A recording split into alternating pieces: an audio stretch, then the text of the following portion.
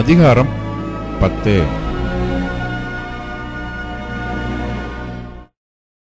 மெய்யாகவே மெய்யாகவே நான் உங்களுக்குச் சொல்லுகிறேன், ஆட்டுத் தொழுவத்துக்குள் வாசல் வழியாய் பிரவேசியாமல் வேறு வழியாய் ஏறுகிறவன் கள்ளனும் கொள்ளைக்காரனுமாய் இருக்கிறான். வாசல் வழியாய் பிரவேசிக்கிறவனோ ஆடுகளின் மேய்ப்பனாய் இருக்கிறான்.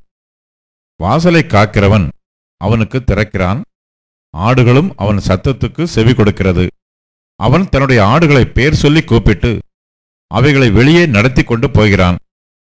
அவன் தன்னுடைய ஆடுகளை வெளியே விட்ட பின்பு அவைகளுக்கு முன்பாக நடந்து போகிறான். ஆடுகள் அவன் சத்தத்தை அறிந்திருக்கிறபடியினால் அவனுக்கு பின் செல்லுகிறது. அந்நியருடைய சத்தத்தை அறியாதபடியினால் அவைகள் அந்நியனுக்கு பின் செல்லாமல் அவனை விட்டோடிப்போம் என்றார். இந்த உவமையை இயேசு அவர்களுடனே சொன்னார். அவர்களோ அவர் சொன்னவைகளின் கருத்தை அறியவில்லை. ஆதலால் இயேசு மறுபடியும் அவர்களை நோக்கி, நானே ஆடுகளுக்கு வாசல் என்று மெய்யாகவே மெய்யாகவே உங்களுக்குச் சொல்லுகிறேன். எனக்கு முன்னே வந்தவர்கள் எல்லாரும் கள்ளரும் கொள்ளைக்காரருமாய் இருக்கிறார்கள். ஆடுகள் அவர்களுக்கு செவி கொடுக்கவில்லை. நானே வாசல். என் வழியாய் ஒருவன் உட்பிரவேசித்தால் அவன் ரட்சிக்கப்படுவான். அவன் உள்ளும் புறம்பும் சென்று மேய்ச்சலை கண்டடைவான். திருடன் திருடவும் கொல்லவும் அழிக்கவும் வருகிறானே அன்றி வேறொன்றுக்கும் வரான். நானோ அவைகளுக்கு ஜீவன் உண்டாயிருக்கவும் அது பரிபூர்ணப்படவும் வந்தேன். நானே நல்ல மேய்ப்பன். நல்ல மேய்ப்பன் ஆடுகளுக்காக தன் ஜீவனை கொடுக்கிறான். மேய்ப்பனாயிராதவனும் ஆடுகள் தனக்கு சொந்தமல்லாதவனுமான கூலியாள் ஓநாய் வருகிறதைக் கண்டு ஆடுகளை விட்டு ஓடிப்போகிறான். அப்பொழுது ஓநாய் ஆடுகளை பீறி அவைகளைச் சிதறடிக்கும். கூலியாள் கூலிக்காக வேலை செய்கிறவனாகையால் ஓடிப்போகிறான். ஆடுகளுக்காக அவன் கவலைப்படான். நானே நல்ல மேய்ப்பன். பிதா என்னை அறிந்திருக்கிறது போலவும் நான் பிதாவை அறிந்திருக்கிறது போலவும் நான் என்னுடையவைகளை அறிந்தும் என்னுடையவைகளால் அறியப்பட்டும் இருக்கிறேன். ஆடுகளுக்காக என் ஜீவனையும் கொடுக்கிறேன். இந்த தொழுவத்தில் உள்ளவைகள் அல்லாமல் வேறே ஆடுகளும் எனக்கு உண்டு. அவைகளையும் நான் கொண்டு வர வேண்டும். அவைகள் என் சத்தத்துக்கு செவி கொடுக்கும். அப்பொழுது ஒரே மந்தையும் ஒரே மேய்ப்பனும் ஆகும். நான் என் ஜீவனை மறுபடியும் அடைந்து கொள்ளும்படிக்கு அதை கொடுக்கிறபடியினால் பிதா என்னில் அன்பாயிருக்கிறார். ஒருவனும் அதை என்னிடத்திலிருந்து எடுத்துக்கொள்ள மாட்டான். நானே அதை கொடுக்கிறேன். அதை கொடுக்கவும் எனக்கு அதிகாரம் உண்டு. அதை மறுபடியும் எடுத்துக்கொள்ளவும் எனக்கு அதிகாரம் உண்டு.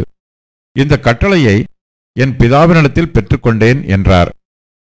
இந்த வசனங்களின் நிமித்தம் யூதருக்குள்ளே மறுபடியும் பிரிவினையுண்டாயிற்று. அவர்களில் அநேகர், இவன் பிசாசு பிடித்தவன், பைத்தியக்காரன், ஏன் இவனுக்கு செவி கொடுக்கிறீர்கள் என்றார்கள். வேறே சிலர், இவைகள் பிசாசு பிடித்தவனுடைய வசனங்கள் அல்லவே, குருடருடைய கண்களை பிசாசு திறக்கக்கூடுமா என்றார்கள். பின்பு எருசலேமிலே தேவாலய பிரதிஷ்டை பண்டிகை வந்தது.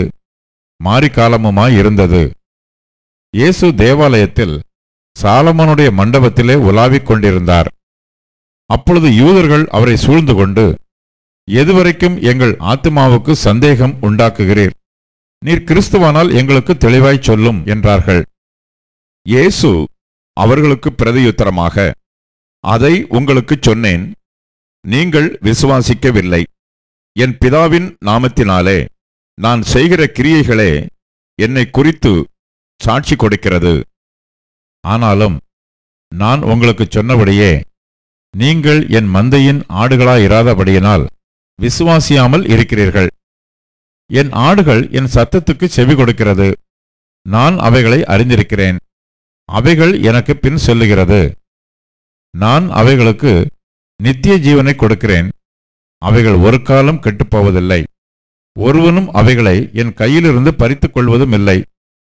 அவைகளை எனக்கு தந்த என் பிதா எல்லாரிலும் பெரியவராய் இருக்கிறார். அவைகளை என் பிதாவின் கையிலிருந்து பறித்துக் கொள்ள ஒருவனாலும் கூடாது. நானும் பிதாவும் ஒன்றாயிருக்கிறோம் என்றார். அப்பொழுது யூதர்கள் மறுபடியும் அவர் மேல் கல்லெறியும்படி கல்லுகளை எடுத்துக்கொண்டார்கள். இயேசு அவர்களை நோக்கி, நான் என் பிதாவினாலே அநேக நற்கிரியைகளை உங்களுக்கு காண்பித்தேன். அவைகளில் எந்த கிரியை நிமித்தம் என்மேல் கல்லெறிகிறீர்கள் என்றார். யூதர்கள் அவருக்கு பிரதியுத்தரமாக, நற்கிரியையின் நிமித்தம் நாங்கள் உன்மேல் கல் எறிகிறதில்லை. நீ மனுஷனாயிருக்க உன்னை தேவன் என்று சொல்லி இவ்விதமாக தேவ தூஷணம் சொல்லுகிறபடியினால் உன்மேல் கல் எறிகிறோம் என்றார்கள். இயேசு அவர்களுக்கு பிரதியுத்தரமாக, தேவர்களாயிருக்கிறீர்கள் என்று நான் சொன்னேன் என்பதாய் உங்கள் வேதத்தில் எழுதியிருக்கவில்லையா? தேவ வசனத்தை பெற்றுக்கொண்டவர்களை தேவர்கள் என்று அவர் சொல்லியிருக்க, வேத வாக்கியமும் தவறாததாயிருக்க, பிதாவினால் பரிசுத்தமாக்கப்பட்டும் உலகத்தில் அனுப்பப்பட்டும் இருக்கிற நான் என்னை தேவனுடைய குமாரன் என்று சொன்னதினாலே தேவதூஷணம் சொன்னாய் என்று நீங்கள் சொல்லலாமா?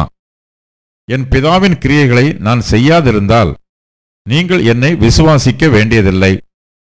செய்தேனேயானால் நீங்கள் என்னை விசுவாசியாதிருந்தாலும் பிதா என்னிலும் நான் அவரிலும் இருக்கிறதை நீங்கள் அறிந்து விசுவாசிக்கும்படி அந்த கிரியைகளை விசுவாசியுங்கள் என்றார்.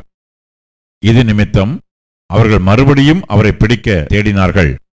அவரோ அவர்கள் கைக்கு தப்பி யோர்தானுக்கு அக்கறையிலே முன்னே யோவான் ஞானஸ்நானம் கொடுத்து கொண்டிருந்த இடத்துக்கு திரும்பி போய் அங்கே தங்கினார்.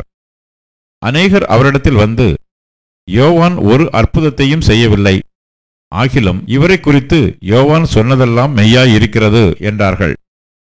அவ்விடத்திலே அநேகர் அவரிடத்தில் விசுவாசம் உள்ளவர்களானார்கள்.